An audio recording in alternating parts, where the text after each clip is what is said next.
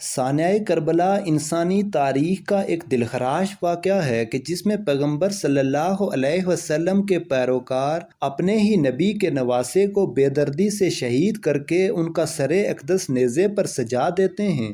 11 محرم کو عمر بن سعد اپنے ان ساتھیوں کو دفنا دیتا ہے کہ جو اہل بیت کے ہاتھوں قتل ہوئے تھے، اور سید زادوں اور اصحاب کے بدتر جسد مبارک بے گور و کفن چھوڑ دیے جاتے ہیں۔ یزیدی لشکر امام علی مقام اور ان کے بدتر ساتھیوں کے سر مبارک آپس میں بانٹ لیتے ہیں، اور اہل بیت کی شہزادیوں کو قیدی بنا کر یہ قافلہ عمر بن سعد اور شمر لعین کی نگرانی میں کوفہ کی جانب سفر شروع کر دیتا ہے۔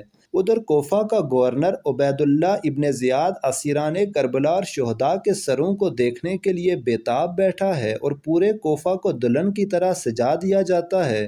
اسیران کربلا کے قافلے کے حالات یہ ہیں کہ شہداء کے سر نیزوں پر ہیں، اور رسول اللہ صلی اللہ علیہ وسلم کی شہزادیوں کو بغیر کجاوے کے اونٹوں پر سوار کیا گیا ہے، جبکہ امام علی مقام کے لخت جگر شہزادہ امام زین العابدین کے ہاتھ بندھے ہوئے ہیں، اور ان کو پیدل سفر پر مجبور کیا جا رہا ہے۔ اللہ اکبر! حضرت زین العابدین بیماری سے نڈال ہیں اور تھوڑے سے سفر میں ہی تھک جاتے ہیں اور جگہ جگہ رک کر سانس لیتے ہیں، لیکن شمر ملعون کوڑا مارتا ہے اور چلتے رہنے کا حکم صادر کرتا ہے۔ ادھر دوسری طرف جہاں کربلا میں لاشیں بکھرے پڑے ہیں، 13 محرم کو وہاں قبیلہ بنو اسد کی عورتیں دریائے فرات سے پانی بھرنے آتی ہیں تو لاشیں دیکھ کر ان کی چیخیں نکل جاتی ہیں، اپنے مردوں کو بلا کر لاتی ہیں، اور تمام جسد مبارک کو ایک گھڑ سوار شخص کی ہدایات کے مطابق دفنا دیا جاتا ہے۔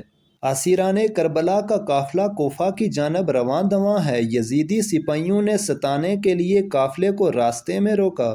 یہاں تاریخ طبری میں امام طبری اور البدایہ والنہایہ میں علامہ ابن کثیر لکھتے ہیں کہ یزیدی فوج شراب میں مست تھی، جس وجہ سے ایک سپاہی عنان بن جید نواسہ رسول صلی اللہ علیہ وسلم کی بیوی حضرت رباب کی طرف بدمستی میں بڑھا تو شیر خدا کی شیر بیٹی حضرت زینب سلام اللہ علیہا نے قریبی کھڑے دوسرے سپاہی کی تلوار کھینچ کر پہلے عنان بن جید کا بڑھتا ہوا ہاتھ کاٹا، پھر اس کی گردن اڑا دی۔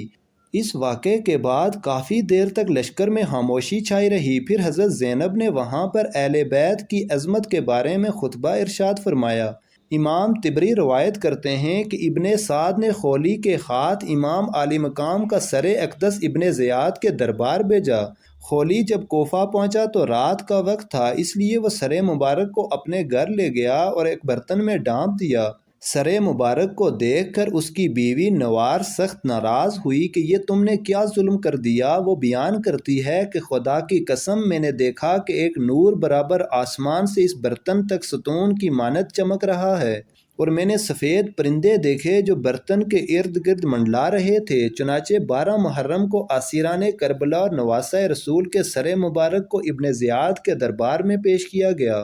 شیر خدا کی شیر بیٹی حضرت زینب اور ابن زیاد کے درمیان سخت گفتگو ہوئی۔ کوفہ کا درندہ صفت خونخوار حاکم عبید اللہ ابن زیاد، جس کی تلوار سے خون ٹپک رہا ہے، جو فرزند رسول امام حسین اور ان کے ایوان و انصار کا خون بہا کر مست اور مغرور اور کامیابی کے نشے میں بالکل چور ہے، اس کے مقابلے میں حضرت امام زین العابدین ایسا بے باک اور سخت لب و لہجہ اختیار کرتے ہیں کہ ابن زیاد آپ کے قتل کا حکم جاری کر دیتا ہے۔ چنانچہ اگر حضرت زینب سلام اللہ علیہا ڈھال کی مانند آپ کے سامنے آ کر یہ نہ کہتی کہ میں اپنے جیتے جی ایسا ہرگز نہ ہونے دوں گی، اور ایک عورت کے قتل کا مسئلہ درپیش نہ آتا، نیز یہ کہ قیدی کے طور پر دربار شام میں حاضر کرنا مقصود نہ ہوتا، تو عجب نہیں کہ ابن زیاد امام زین العابدین کے پاک خون سے بھی اپنا ہاتھ رنگین کر لیتا۔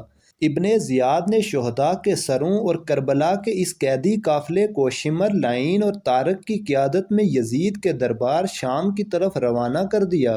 جب قافلہ کوفہ سے شام کی طرف روانہ ہوا تو اہل بیت سے ایسے ہی سلوک کیا گیا جس طرح جنگ میں جیتے ہوئے قیدیوں سے کیا جاتا ہے۔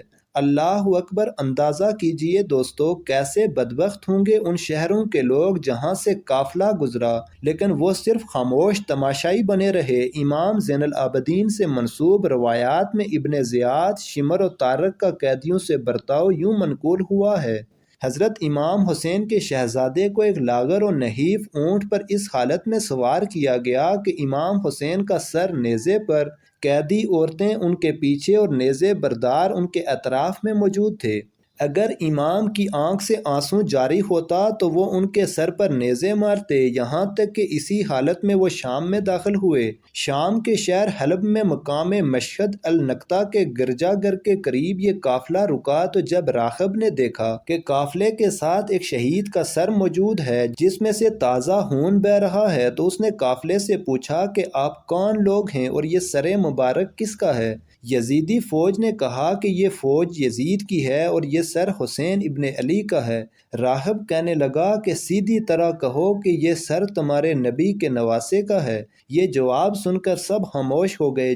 جب راہب نے دیکھا یہ کسی معمولی انسان کا سر نہیں ہے تو اس نے شمر اور طارق کو بیش بہا قیمتی تحائف اور سونے کے سکے دے کر کہا کہ آج رات یہاں ہی رک جاؤ اور ایک رات کے لیے یہ سر مجھے دے دو۔ لالچی سپاہی فوراً تیار ہو گئے۔ راہب ساری رات سر مبارک کی کرامات دیکھتا رہا اور صبح کلمہ پڑھ کر مسلمان ہو گیا۔ روایات کے مطابق ظلم و جبر سہتے یہ اہل بیت اطہار کا قافلہ پہلی صفر کو شام میں داخل ہوا۔ یزید کے حکم کے مطابق شہر کو ایسے ہی سجایا گیا تھا جیسے کسی جیتی ہوئی فوج کے کمانڈر کے استقبال کے لیے سجایا جاتا ہے۔ شہر میں داخل ہونے کے بعد اسیران کربلا کو جامع مسجد کے چبوترے پر بٹھایا گیا۔ یزید کے حکم کے مطابق محل کو سجایا گیا اور تمام بزرگان شام کو محل میں مدعو کیا گیا۔ پھر حکم ہوا کہ اب اسیران کربلا کو حاضر کیا جائے۔ ایک سونے کے تشت میں حضرت امام حسین کے سر مبارک کو یزید کے سامنے پیش کیا گیا۔ یزید نے اپنے ہاتھ میں موجود چھڑی کے ساتھ نواسہ رسول کے ہونٹوں اور دانتوں کی بے حرمتی کی۔ دربار میں موجود مروان بن حکم کے بھائی یحییٰ بن حکم اور صحابی رسول ابو برزہ اسلمی نے جب یزید کی ان حرکتوں پر اعتراض کیا تو یزید نے ان دونوں کو ذلیل و خوار کر کے اپنے دربار سے نکال دیا۔ علامہ ابن حجر مکی شافعی روایت نقل کرتے ہیں کہ جب یزید نے حضرت امام حسین کے سر مبارک کے ساتھ بے ادبی کی تو اس وقت یزید کے دربار میں ایک عیسائی بھی موجود تھا۔ اس نے بہت متعجب ہو کر کہا کہ ہمارے یہاں ایک جزیرہ کے گرجا میں حضرت عیسیٰ کے گدے کے کھر کا نشان ابھی تک محفوظ ہے۔ ہم لوگ ہر سال ہدیے اور نذرانے لے کر اس کی زیارت کو جاتے ہیں اور اس کی اس طرح تعظیم کرتے ہیں جس طرح تم لوگ اپنے کہے کی کرتے ہو۔ بلا شبہ تم لوگ جھوٹے اور بیہودہ ہو۔ اسی طرح اس وقت ایک یہودی بھی موجود تھا۔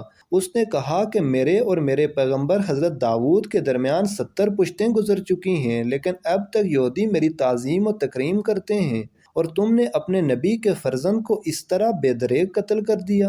صحابی رسول حضرت نعمان بن بشیر جو حضرت مسلم بن عقیل کے ساتھ کوفہ میں سختی نہ کرنے کے سبب بحکم یزید گورنری سے معزول کر دیے گئے تھے، یزید نے انہیں اہل بیت نبوت کا ہمدرد سمجھ کر بلوایا اور کہا حسین کے اہل و عیال کو مدینہ پہنچانے کا انتظام کرو۔